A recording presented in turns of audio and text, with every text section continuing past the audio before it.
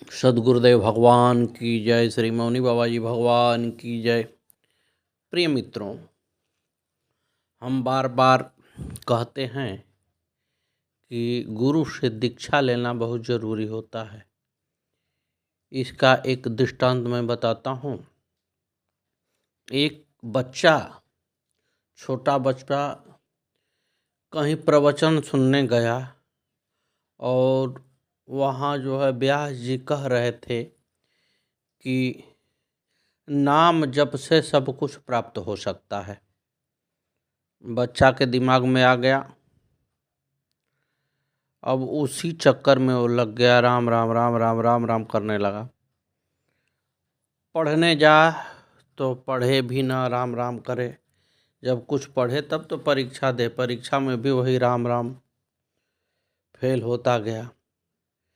माता पिता किसी तरह से उसको आगे बढ़वाते गए। फिर अगले दर्जा में गया, लेकिन वो उदासीन रहता था। उसने सुना था कि नाम जप से सब कुछ हो सकता है, वही वो करता रहा।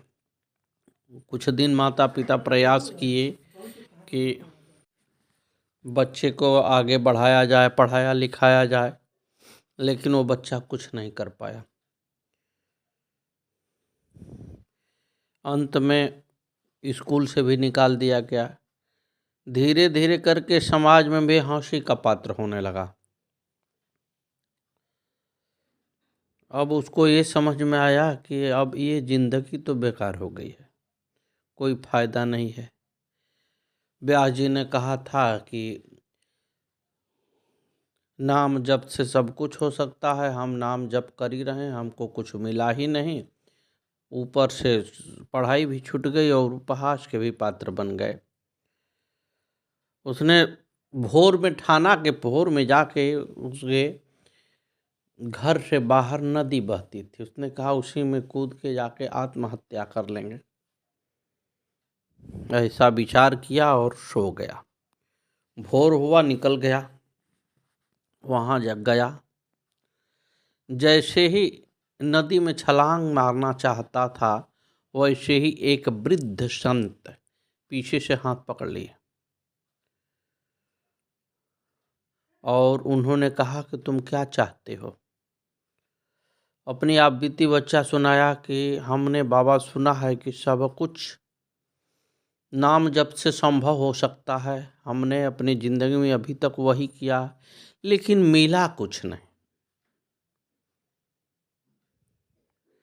प्रिय मित्रों, ये ध्यान देने की बात है कि ऐसे जप भी नहीं किया जाता है। जप करने के लिए गुरु का सानिध्य बहुत जरूरी है। और अगर आप दीक्षा नहीं लिए हैं तो आपके दान भी फलीभूत नहीं होते हैं। और दीक्षा लेने के बाद आप जितना भी सुकर्म करते हैं सबका परिणाम मिलता है। जितना जप तप करते हैं सबका परिणाम मिलता है, लेकिन उसके लिए योग्य गुरु से दीक्षा लेने की ज़रूरत पड़ती है। उन्होंने कहा ठीक है, अपने जीभ को बाहर निकालो। जीभ को बच्चा बाहर निकाला, उसमें उन्होंने लिख दिया राम और कहा ठीक है, तुम यही जपो। जैसे ही गुरु का अधिकार मिल गया, मंत्र मिला उसको, जैसे ही जपना शुरू किया, उसको प्रकाशमय जिंदगी हो गई और सारी चीज बिना पढ़े ही कंठस्थ उसको याद आ गई। कोई पढ़ने की जरूरत नहीं हुई साहब, केवल नाम जप ने उपलब्ध करा दिया सारा चीज। लेकिन उसके लिए गुरु की आवश्यकता है। बिना गुरु के आपके नाम जप में धोखा हो सकता है, आप परेशान हो सकते हैं। इसलिए सतर्क होकर पहले अपने गुरु का वर्ण कर लें। इसके बाद जो गुरु मंत्र देते हैं उसको बड़े प्रेम से जपते रहें। सद्गुरुदेव भगवान की जय। देखिए, ब्रज की कितनी बड़ी महिमा है, उस पर प्रकाश हम डालते हैं।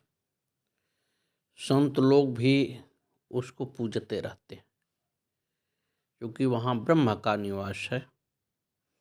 कण कण में ब्रह्म है, इसलिए संत लोग बड़ा प्यार करते हैं।